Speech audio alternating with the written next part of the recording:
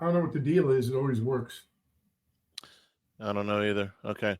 We're good. Doug, you good? We still got Doug?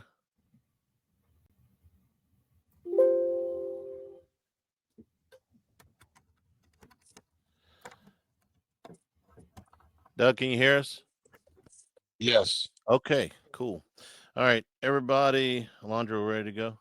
Okay. I'm gonna step out for a second because I have to do some AFR prep. Okay, but don't be going too. Okay. I'll be in the talk studio. Okay, but if I lose somebody, I can't get them back. Is my problem. Just text me. I'll come in. All right. Okay. Welcome into the Hannycast for Monday, April the 7th. Charles Handgriff, along with former Tiger coach Dan Canterbury, former Tiger pitcher Doug Thompson, and LSU coming off of a 3-game sweep against Oklahoma, where they gave up 0 earned runs so far. 2 pitching guys, a pitcher and a pitching coach. You guys have been doing this forever.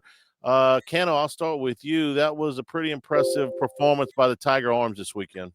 I tell you what, a pitching coach and a head coach's dream to go out there and throw what did we throw? 5 guys the whole weekend? 5 guys. Yeah, that's it. Yeah, and then have your starter get a complete game, coming out, and that sets the whole weekend up. I mean, what a great thing for Jay Johnson and for Nate Yeskie. But I'm going to pass on to Doug here. Doug, one thing we talked about last week, I think Cade Anderson officially graduated magna cum laude. Yeah, I mean, it's official. He's the Friday night ace, for sure. Not if that wasn't already very clear, but I mean, it's almost like we talked it all into existence last week. We talked about it would be tough for LSU to win if Evans and of course Chase Shores. No. Zach Cowan. Okay, Zach Cowan. Sorry. Sure. Yeah, sorry. Zach Cowan. If they're going to win 2 games and somebody's got to pick up the slack, well, this week it was Cade Anderson. We talked about how important it is for that Friday night guy to eat them all up, and the advantage just is so strong to the team where the Friday night guy does go complete game because, of course, all the arms are available. So what an amazing performance top to bottom this weekend from all 5 pitchers.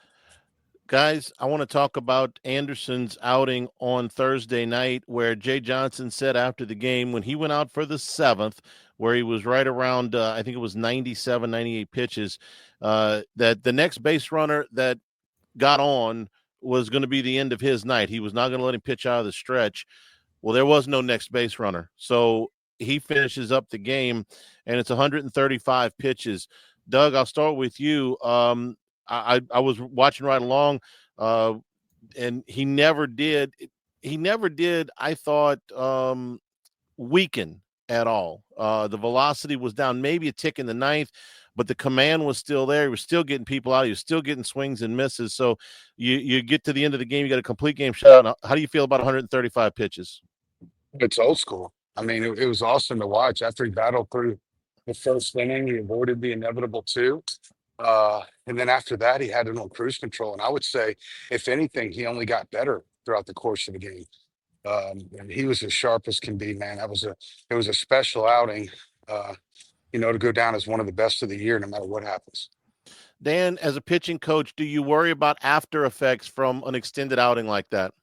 No, because he was throwing the ball well all night. One of the things we did, and Doug knows this, but one of the things we did skip, of course, the lead dog on this, but I was observing and listening and adding in when we could.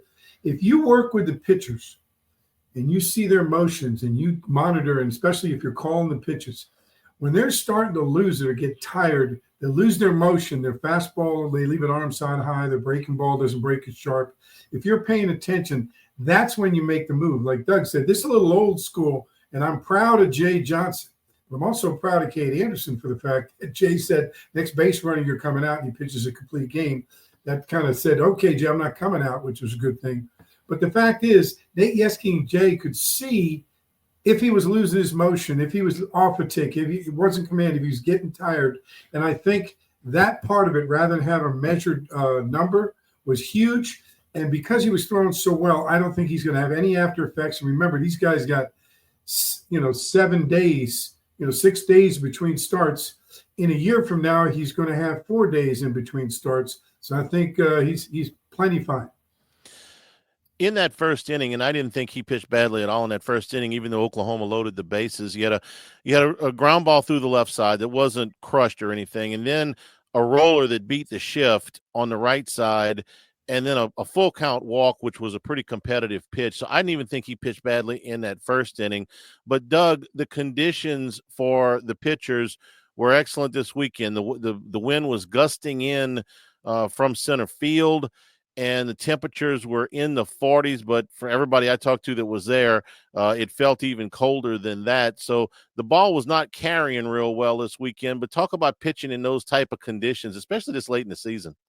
Yeah, the only thing that's not great about pitching in those conditions is getting warmed up. But once you're warmed up, I mean, the advantage definitely lies with you, especially if the wind's blowing in. Nobody wants to be up there and try to hit after it's freezing cold and the wind's in your face. So the advantage certainly was with the pitching staff, starting off with Cade Anderson as soon as they got loosened up. But yeah, I mean, again, that's about as impressive of a performance by all of them combined as you could hope for on the road. And what a great road sweep. We're brought to you by Marucci. More than just a baseball bat company, from a backyard shed to the top of their game, it's the legacy built on passion and precision. With 2 decades of crafting the finest wood, metal, and leather in the sport, they're here to help you run the game. Visit MarucciSports.com to gear up with the best. And also visit the Hitter's House, 5801 Segan Lane here in Baton Rouge, and Airline Drive in Metairie. 24/7 access to the members-only cages, plus bullpen cage reservation opportunities, and 15% discounts off the retail store. LSU got a couple of runs in the game. That was all that he needed. I want to ask about the squeeze play that they have put in a couple of times this year. I think they've successfully executed 6 of these, but they missed a sign on the squeeze, and they had to catch a running at third base. So we're seeing guys, Dan, I'll start with you. We're seeing them run more to manufacture more runs. So when the conditions aren't exactly prime for hitting the ball out the park, LSU's got other ways they can score runs, and they get to that park up in Nebraska. It's not the easiest park to hit it out of. So even though they didn't execute, I'm not wild about doing this with the catch a run at third base, but other than that, they've been able to score runs other than hitting the ball over the fence. Well, it's kind of like in football when you want a good running game, you want a good passing game. I think Jay has really worked on team offense in many different ways to win a ball game. And the more you have, as we used to say, the more bullets you have in a holster to win the game, the better you are. And I think Jay's really working to try to get that in. And it was obvious here you're in a 1-2 run ball game. You get late in the game or at any time in the game, it's going to be a 1 or 2 run game. To be able to squeeze in a run rather than wait for a hit. Remember, when you wait for a hit, even the good hitters in this lineup that we have, you still going to make 7 out of 10. You're not going to be successful. So to be able to get the runs in when they're there, when you need them in a close ball game, in at the right time, that's a great thing for coach to have. Doug, let's move to Anthony Ianson, who threw 5 2/3 innings in the Friday night game 2 of the series.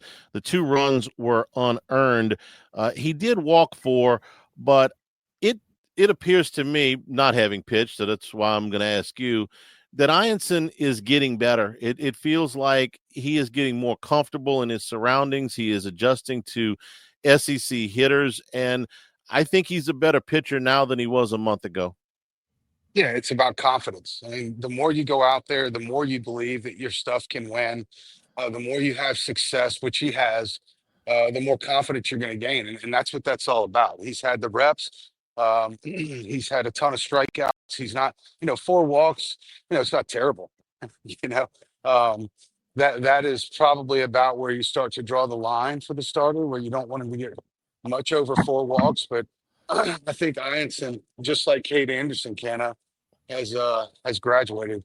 And I think he that made his move. I think he Yep. graduated. He graduated. I think the big thing, though, Doug, is that I think Nate Yeski and he are getting on the same page. And I think Nate's figured out how to use him better, call pitches better for him. I think that's a big part of his game. Yeah, I think he has a lot of success, pitching backwards, starting with that big breaking. If you're looking for anything LSU, go to Bayou Apparel. everythinglsu.com, made by locals, and it ships from Baton Rouge. So if you're looking for things that you can get create a design that fits your company's message, you can showcase your brand, whether it's an established one or one that's brand new, go to everythinglsu.com or call 928-9090, 928-9090. With the breaking ball, guys, for Ianson, it almost appears like it's two different breaking balls, and I know that's what it is. So you could kind of tell me the difference and why this Doug is so difficult on the hitters. I don't know if it's arm angles necessarily. It's two different type of breaking balls, and he's getting a lot of swings and misses. We may have lost Doug on the golf course. No, I got you. I'm sorry. Right, Okay. he's back. I was He had on to get mute. that putt first. Yeah, Right, he definitely throws an over the top curveball. I think he might even throw a cutter in there. Something else that's got some downward action, but what he does well is he throws it for a strike, and he throws it out of the strike zone when he wants to, which is really like two different curveballs. I think that's what makes him successful. That he's got a really good fastball too. I mean, we talk a lot about his off-speed pitch, but his fastball get in that mid-90s range too. So it's a hell of a 1-2 punch between Ianson and Anderson on Saturday and Friday night. Dan? Again, the shape of the pitch too. Give different shapes, different speeds, different breaks, so it keeps the hitters off balance. They never really get an opportunity to square it up. And like I'm big. I think Nate Yeske and he have gotten on the same page on how to use his pitches and put those in the game and call the game better. So I think that's improved, and I think Ianson's got confidence in his pitches. He's got confidence that he can pitch well in the SEC, and he's got confidence in Nate Yeske. So that's a big relationship that's important for the pitcher and the pitching coach. And before we get to the bullpen, guys, let's talk about Chase Shores. Doug, we were talking about, from start to start, how he would improve. We're creeping up. In fact, I think we have eclipsed now the 2-year post-surgery date now, and he seems to be gaining a little bit more command than what he had maybe at the back end of the pre-conference schedule, the beginning of the conference schedule. Like Ianson, I think he looks like he has improved a great deal in his last 3 starts. Yeah, again, he's getting more confidence, and that command for a kid like that with that type of stuff is going to be trouble, right? If Chase Shores continues to improve, which he will, with innings pitched, and that command continues to improve, I don't know that LSU's ever had a 1-2-3 that can be quite as dominant as those 3. We talked about it last week. I mean, it's not his stuff. He has first round stuff. It's about being consistent and being consistent in the strike zone and certainly getting ahead of hitters. So if a guy with that type of stuff starts to get ahead of hitters, you can expect success. And I think we saw a little bit more of that this week. Dan, for a pitcher that tall, sometimes mechanics can get a little bit out of whack. He looks like he's repeating a little bit better than he was, like I said, earlier in the season. Well, I think that's true. And I think, being tall, he's very athletic. So I don't know if the height has to do with it. I think it's really just coming off the surgery and learning his body again in its new form. Charlie, you and I can relate to this. You had your hip replaced. I've had my hip replaced. When you come off that rehab, it takes you a while to get used to the way you're operating now. And I think that's it with Chase Shores, especially trying to pitch. It's such a fine art of pitching. I think, like Doug said, the more he pitches, the more he gets his timing, the more he gets a feel for the pitches, the more he gets the ball in the zone, gets command in the zone. It's just going to continue to improve as he pitches more and more and gets past that rehab stage where he's really like not even in any kind of rehab, not coming off an injury. It's like the injury never happened, both mentally and physically.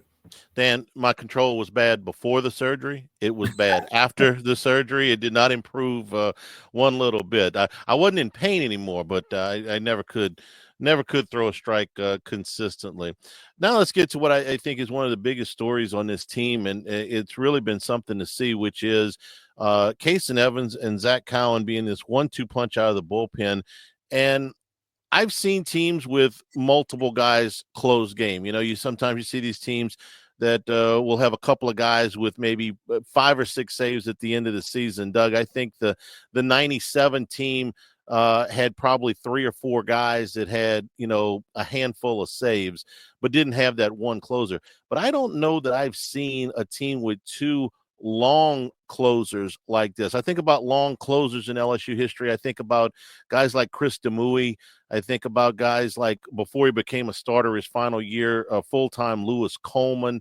I know Trey Hodges was in that role in the 2000 series and was the MVP of that. But having 2 guys who can go more than one time through the order and close games out, wow, what a luxury to have, Dan, when you've got both of these guys and this was my thought about why that has never really happened before that I can remember. Usually when you got guys this good that can go through the order more than one time, they become starters. You don't have the luxury of being able to bring them out of the pen. I was going to say the depth of the pitching staff allows them to have 2 guys like that in the pen. I mean, the fact that we're talking about Chase Shores throwing 94 to 96 miles an hour being your Sunday starter and trying to figure it out still, and he's still winning. A guy like Cade Anderson is going to go the first 5-6 picks of the draft on the mound throwing a complete game shutout.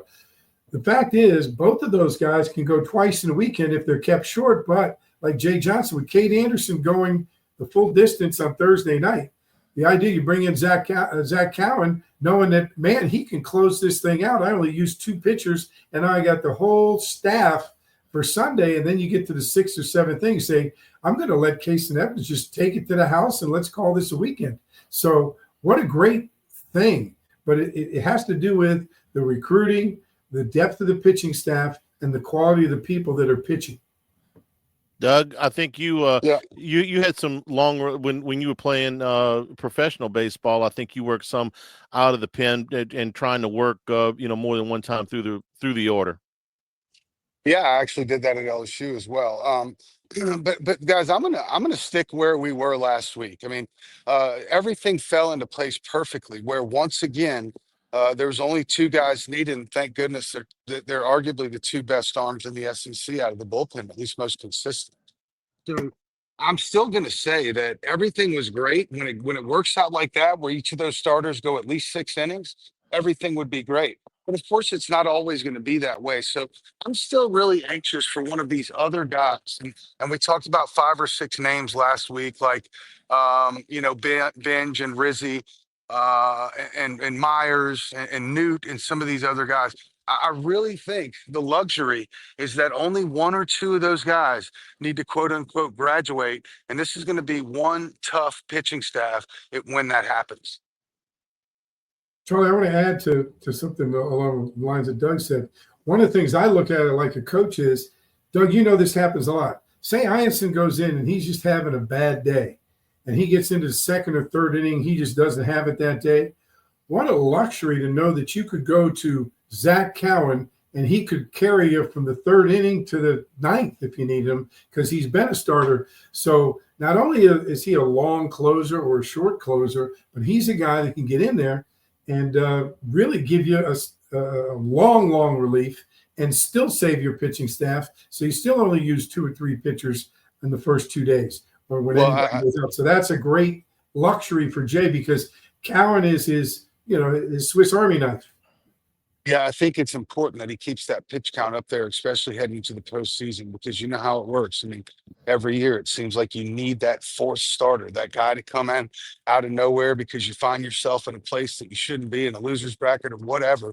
But it seems to always fall on that. And man, like you said, Keno, to have a guy like Zach Cowan that could potentially take the ball and extend a tournament for LSU is a great asset. Doug. Go ahead. You get into postseason competition. I just want to say, like, Doug, from a coaching standpoint, when you get into postseason competition, if a guy's not doing well in the first couple of innings, you're not going to wait when you're in a tournament. So that's the advantage of having Cowan. Like, if it's not right for the guy, pull him out, put Cowan in there because you know what you got, and then the guy can come back later on the last day and close for you, whoever started, when he's better than he is that day. You don't have the luxury to wait around in a tournament.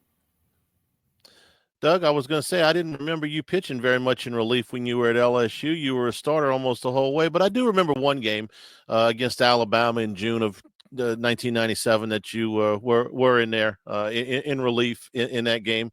I think you probably remember that game, right?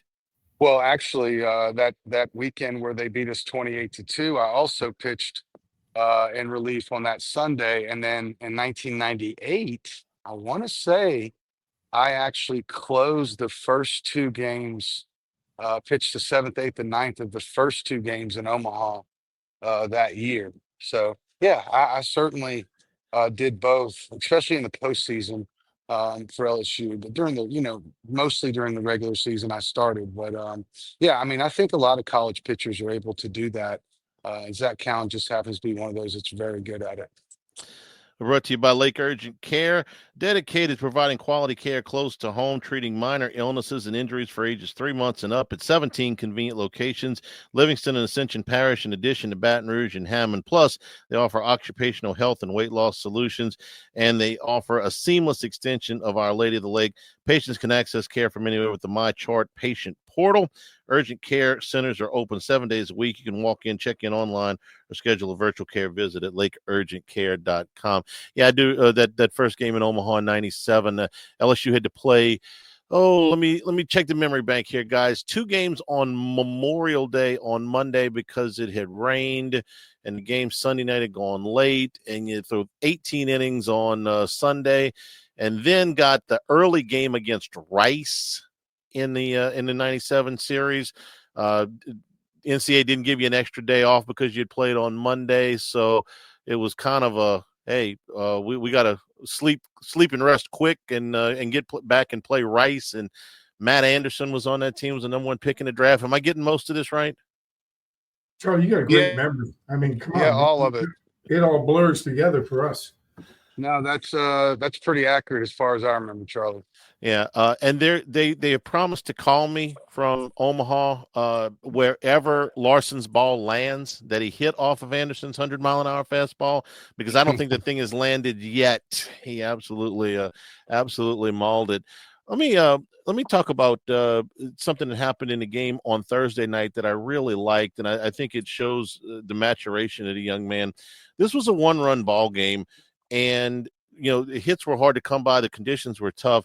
And Jared Jones on a 2-strike pitch absolutely lasers one down in the right field corner for a double. And it ended up getting LSU a run in the inning. But what was impressive was that's a pitch that 2 years ago he can't handle. He's going to strike out on that pitch. And maybe last year he's not going to make that kind of contact early in the season. But now he's not just a power hitter. He's not just a pull hitter. He is using every bit of that park. And that was a first-round pick he was facing in Kyson Witherspoon. And he took that pitch on the outer part of the plate, and Dan, he ripped it down in the right field corner. That was just a really nice piece of hitting. Kudos to the coaching staff, the chief and Jay Johnson teaching hitting. What a tremendous amount of development over 3 years for Jared Jones, and really become a polished professional hitter. And what a great thing for him! What a great thing for the team! And as you know, Charlie, that RBI is huge in a 1-run ball game. All of a sudden, you get the second run in at the end of the game. That makes a big difference for the pitching staff and for the team and for the confidence. Doug, when you got to pitch to a guy that's got that much power and he can still take a pitch on the outer part of the plate like that and drive it the other way, it makes him a very, very difficult guy to retire. Yeah, those are the worst guys. Those are the worst guys. And he's worked hard to become that guy. His freshman year, I would have said, he could probably play professional baseball. He'll hit some home runs, but I think he's really going to struggle with off-speed pitches. Now, like Cano said, I think he's ready to play professional baseball. He is. He's as good as you'll see a college hitter. He's reached 50 home runs faster than anybody in the history of this program, and this is one heck of a program when you start talking about things like that. So, yeah, I think Jared Jones is a double-A hitter right now playing in the SEC. Yeah, once he finishes up this season, he's going to be behind Furnace and Cressy, and that's it as far as homers at the school. And that's a pretty good list to be on for sure. We're brought to you by Dependable Storage, 8 locations across Louisiana and 1 in Gulfport. Check out their facilities in Slidell and Youngsville. They'll match any competitor's pricing and offer convenient online rentals and payments. They offer free use of the moving truck For new rental move-ins, the facilities are clean, secure, and conveniently located. Check out the website at dependablestorage.com for locations, pricing, and rentals. Here's another guy I want to single out for outstanding play this weekend. Doug, if it was tough on the pitchers, it's tough on the catcher to catch all 27 over the weekend. And Luis Hernandez caught all 27 innings. We've talked enough about the conditions. Multiple hits in all 3 games. This is a heavy workload that he's holding right now, and he didn't catch a whole lot a year ago. You talked a week ago about the progression he's made as a catcher. So I know you work with so many catchers so closely. That's a heck of a thing. In those conditions, catch 27 innings and get 6 hits on the weekend. Yeah, it's funny you say this. I work with at least one catcher pretty closely. That's my oldest son. And of course, I always had respect for catchers and how tough that job is. And now that I'm watching every pitch from a catcher's perspective, it's even more so. It just so happens my son caught his team's 4 games this weekend, and he described his legs in his last at bat. He said they were literally numb. He just didn't feel them. He was trying to go through the motions. So it's very difficult to do and produce. That's why guys like Pudge Rodriguez and so many others, well, actually not many others, short list of great defensive catchers that can also hit. So Hernandez started a little slow, but we knew he could do it, right? We knew he had shown some power in his career. It's just a matter of time to find some confidence in a very different circumstance than what he was used to before coming to Baton Rouge. So I'm telling you, if any of these, it's just like the pitching staff. If 1 or 2 more guys like Ethan Fry and Hernandez start to really figure it out at the plate, watch out. I mean, a very good team could get even better as we get closer to the postseason.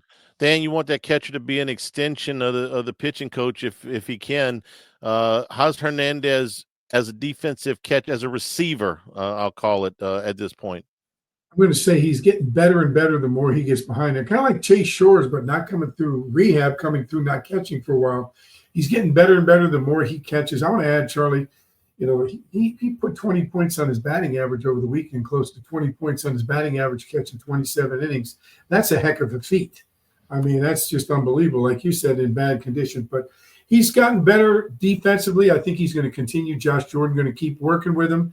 And I think, now that he's hitting and hitting well, guys have a tendency to work more on their weaknesses when they're hitting than when they're not hitting.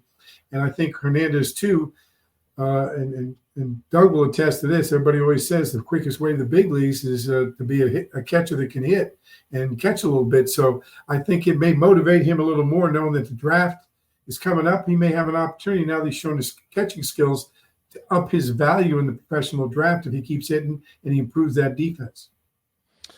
We're brought to you by the law offices of Dana Brown. Dana and his staff of attorneys have done a great job for us over the years. You can trust them to be your family-owned law firm for a lifetime. The first consultation is always free. So whether you've been in a car accident or have other legal issues, the law offices of Dana Brown should be your first. OC Brown should be your first and only call. Truly your law firm for a lifetime. Call them at 343-1111, 343-1111, or on the web at ocbrown.com. All right, both of you guys, as we wrap up here, the great news is that LSU only had to use 5 pitchers this past weekend. The only downside of that is there's a lot of guys that didn't get to pitch, and we know that Jay's going to chop up the game at Nichols on Tuesday night. But besides that, when you get these guys out of a routine, Dan, as a pitching coach, what do you do when you had about 9 guys sit around and watch, 7 or 8 guys anyway, sit around and watch all weekend? What do you got to do when you get back to Baton Rouge? Well, I think Jay's going to make a decision on who's going to throw on Tuesday. And then I think they'll make a decision on, like, for example, today there may be some simulated games where the pitchers go against some hitters that didn't hit a lot this weekend. They go live on the field, no fielders, and they go after it and get some measurables. And then the guys that don't pitch on Tuesday will do the same thing possibly Wednesday, and then you move into the weekend. So you just got to keep it going. You got to keep those guys throwing. You got to keep improving. And I think Jay chopping it up tomorrow night would probably chop it up 1 inning at a time, maybe 2 at tops. So try to get in as many guys as he can to get them on the mound.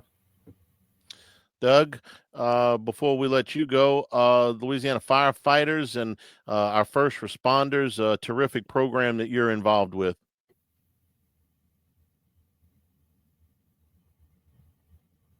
And now we may have lost Doug. All right. Doug was joining us. We don't have video with him this week because he's joining us from his son's event. So we'll table that. Cano, what's going on over at Six Rings?